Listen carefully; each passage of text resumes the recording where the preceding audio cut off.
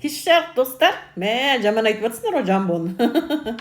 Бүкіл жамбо кетіп қалған. Инстаграм, молодец, рахмет бәріңізге қолдауларыңа. Енді әрбірінің әртүрлі пікірі бар ғой. Енді бүкіл Қазақстанның бәрі, Өзбекстан, Қырғызстан әрбірінің әртүрлі пікірі бар. Айтуларында дұрыс.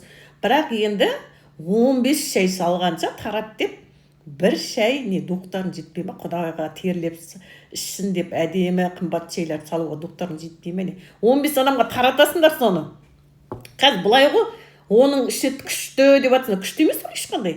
Қазірден бизнесмендерге айтады, таратуға ма дейді, таратуға десек, ең жаман ішінде грузинский шай бар, беріп жібереді ме?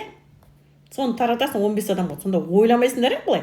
15 адамда адам ғой, тым жақсы келіншектер отырады ғой. Шашу тірейді деп. Твикстің ішіне алып бесақ қояды. Ну, шашатындарды бөлексіздер бизнесмендер. Оны енді өтірік демей қойыңдар құрсын.